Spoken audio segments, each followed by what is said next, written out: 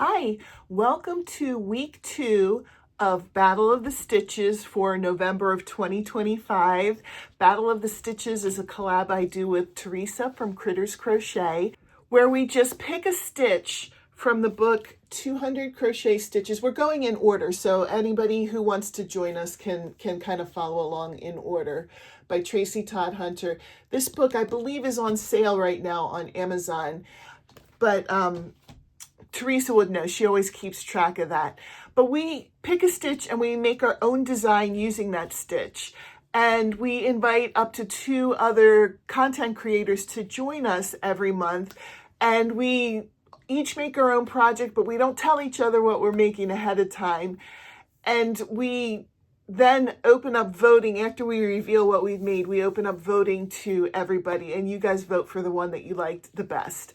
There's no prize for the creators. This is all just for fun. So the second week of the month, we always do a sneak peek of what we've made using the stitch. This month's stitch was the brick stitch, and it can be made with either 1 or 2 colors. So that's the stitch that we have for this month. And here's a sneak peek at my project. Okay.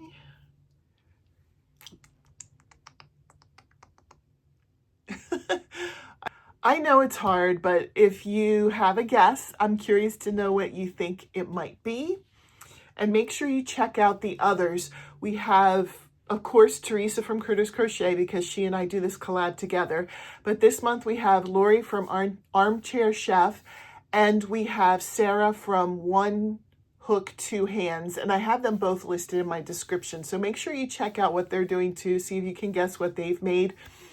And if you are interested in making something with the Stitch of the Month, but you don't do videos, you're welcome to join our Facebook group. The Facebook group is listed in my description, and you can make something and post it there, and we do prizes for people who post in our Facebook group.